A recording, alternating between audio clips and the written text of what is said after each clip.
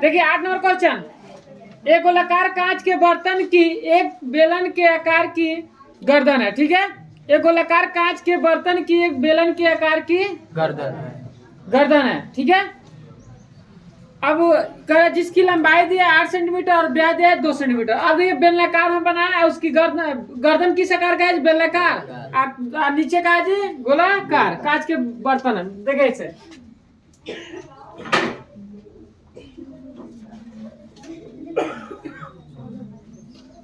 गोला नहीं जी, गोलाकार ना है जी।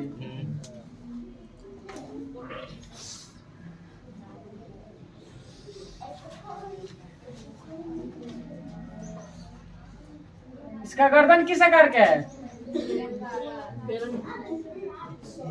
बेलन के आकार का है गर्दन। बात समझ में?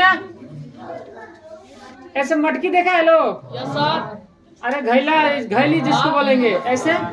अरे इसका जो गर्दन है इस किस आकार के कर है? बेलन के आई का है, गोलाकार है, ठीक है। जिसकी लंबाई कितना है जी? 8 सेंटीमीटर। इसकी लंबाई, इसका लंबाई किसका? इसका लंबाई थोड़ा होगा, किसका लंबाई? बेलनाकार जो गर्दन है इसकी लंबाई कितना है? 8 सेंटीमीटर लंबाई, 8 सेंटीमीटर। त्रिज्या कितना, व्यास कितना दिया जी? 2 सेंटीमीटर। व्यास कितना है? 2 सेंटीमीटर। तो त्रिज्या का 1 सेंटीमीटर होगा। चलिए अब कह रहा है जबकि गोलाकार भाग का व्यास 8.5 सेंटीमीटर। गोलाकार है, इसका व्यास दिया है तो आधा का होगा, त्रिज्या होगा ना। इसका व्यास कितना, आर कितना होगा जी? 42.5। इसका R1 मान लेते हैं, ठीक है। इसका सिर्फ का मानते हैं आर, ठीक है। तो इसका व्यास कितना? 8.5/2। त्रिज्या होगा ना, व्यास दिया 8.5 तो त्रिज्या कितना होगा? 2 से भाग करेंगे। व्यास दिया इतना तो त्रिज्या निकालेंगे 2 से भाग करेंगे। इसमें भरे जा सकने वाली पानी की मात्रा माप कर एक बच्चे ने यह ज्ञात किया कि इस बर्तन का आयतन 345 cm³ है। जांच कीजिए कि उस बच्चे का उत्तर सही है या गलत है, ठीक है। पाई का मान रखना है 3.14। अब देखिए एक बच्चा है जिसने उत्तर लाया है 345 cm³, मतलब 345 घन सेंटीमीटर। एक लड़का लाया आंसर इसका तो हमें अपने से बताएंगे कि इसका आंसर सही है कि गलत। इसका भी हम आयतन निकाल के देखते हैं, बर्तन का आयतन। तो हम क्या करेंगे? गोले का आयतन प्लस बेलन का आयतन जोड़ देंगे तो आ जाएगा बर्तन का आयतन। बात समझे? तो पहले हम लिख लेते हैं जो चीज दिया है। बेलन की ऊंचाई h कितना सेंटीमीटर है? 8 सेंटीमीटर। त्रिज्या कितना होगा? 1 सेंटीमीटर।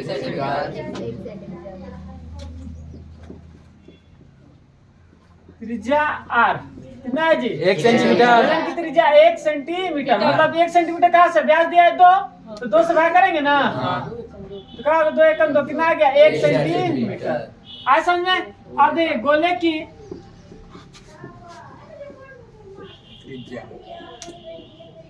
त्रिज्या जिसको हम R1 लिखे हैं, 2 को त्रिज्या है ना, दोनों का अलग है। त्रिज्या का होगा 8.5/2। भाग करेंगे कितना आएगा?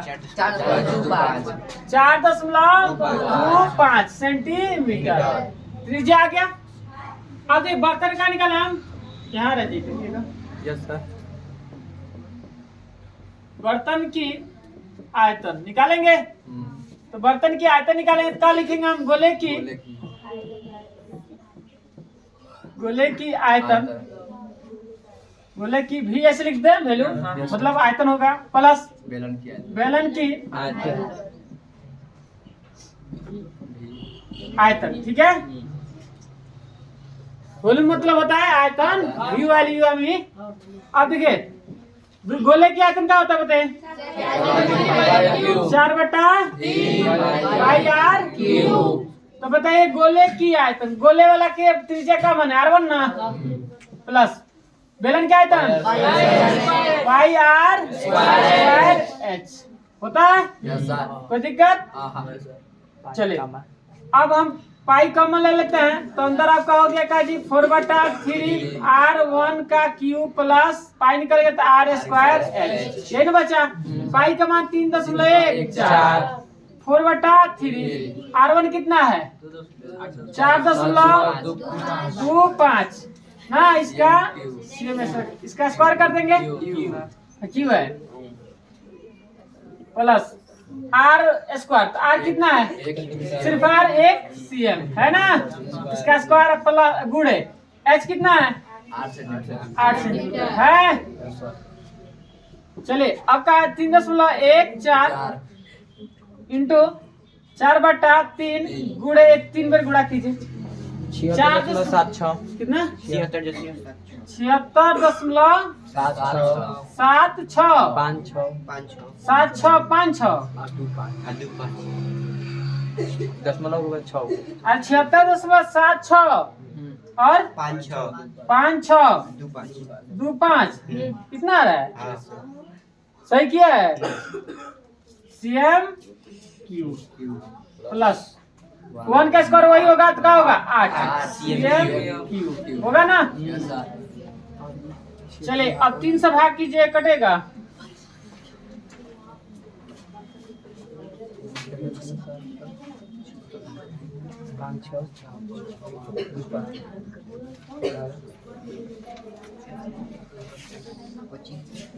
पच्चीस दशमलव 25.88। चलिए एक का काम कीजिए सुनिए यहाँ 3.14 सुनिए आप इसको ऐसे दिया ना 76.76 दिया है तो 76 देंगे इतना है ना तो हम 77 कर देते हैं कोई दिक्कत 5,600 से इतना है तो हम इसको थोड़ा छोटा कर दें इसको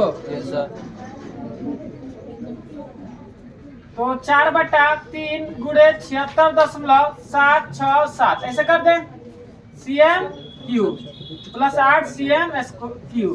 अब थोड़ा कटाइए तो लगभग में आएगा कटाइए भाग कीजिए 3.14 भाग करें कितना वर्त में 25.589 ऐसे तो 4 से गुणा कीजिए इसमें 102.356 CM Q plus 8 CM Q ऐसे ठीक है यहाँ बना देते हैं। अब देखिए क्या है 303.14 गुणे दोनों जोड़ेंगे क्या होगा 110 102 है 8 कितना होगा 110 ना CM नहीं दशमलव नहीं 110 होगा 0.356 CM क्यू।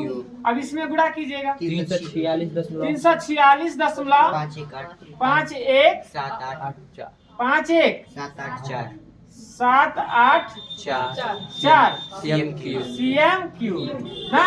अब देखिए हम इसको लिख सकते हैं देखिए 346 ऐसा है ना तो 5 लगभग लिख लीजिएगा CM क्यू क्या लिख लेंगे लगभग बात समझे आपका यही आंसर होगा। तो बताइए जो लड़का है उसका उत्तर सही है या गलत है उसका 345 है लेकिन हमारे 3 से क्या आ गया 46 दशमलव कुछ है तो उसका उत्तर क्या है गलत है आंसर क्या दिया है 5